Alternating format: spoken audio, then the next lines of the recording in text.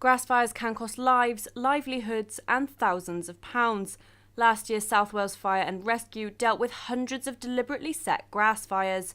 There's a great danger to people, their homes and local wildlife when grass fires occur, and after last year's arson surge, fire services from across Wales are teaming up with the Welsh Government to prevent a recurrence this year. We're doing it across Wales. It's following the grass fire summit that the Minister held last year. We're working with the other fire and rescue services, the 4 police forces, with the Welsh Government themselves as well, Natural Resources Wales and the local authorities. So it's a combined effort. We plan from as early as January, February, because the fires can happen at any time from that moment, ultimately. The peak period for us is usually around March, April, which is where it's drier and warmer, and obviously that coincides with the half-term for school children as well, unfortunately, where we do see a rise in deliberate fire setting. And so, obviously you mentioned it is around school time. What is the cause of grass fires usually? In South Wales in particular, the majority of them are deliberately set, unfortunately.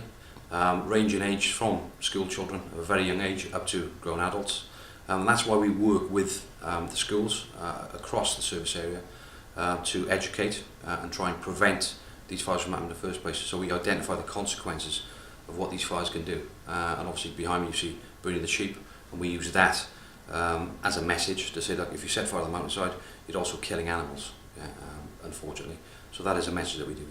So education, changing attitudes, that's what's key to this campaign? Absolutely. And we use different strategies for different age groups. Obviously for primary school we'll have one strategy, and then for secondary school we'll have more of a hard-hitting strategy. Now, obviously last April, we saw a bit more of a spike in these grass fires than previous years. Why do you think that was?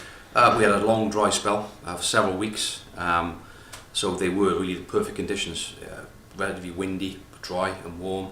And yeah, it was a perfect storm ultimately. And how does the fire service tackle them? We've invested heavily in equipment for our firefighters. We've invested heavily in training as well, so they're well equipped to go on the mountainside. However, we prefer them not to be on the mountainside, because when they're on the mountainside, they're not then in the communities protecting people from house fires, road traffic collisions, and other types of calls. So yeah, we are well trained, well prepared, but we prefer to be back in the communities, protecting the community when it needs us. I don't think people understand the risks. Obviously, when a grass fire starts, depending on the wind conditions, they can travel fairly quickly, they can trap people. Across the globe, in particular in Europe and in California, people have been killed. Firefighters have been killed while dealing with wildfires, grass fires. Also, the smoke from these incidents is very toxic. We do see an impact in people using their general practitioners, especially people suffering from asthma. But obviously the biggest risk as well is to firefighters, because they're actually at the forefront trying to tackle these fires. And obviously it's on difficult terrain, where it's very slippery, very steep, so it comes with a lot of risk. And so what's your message to the people out there? Well, my message is please don't set grass fires. Please just think about what you're doing, because the consequences are quite devastating. The fire service will be launching their joint campaign from early February. This is Laura Allen from Llantrisant for Hello Cardiff.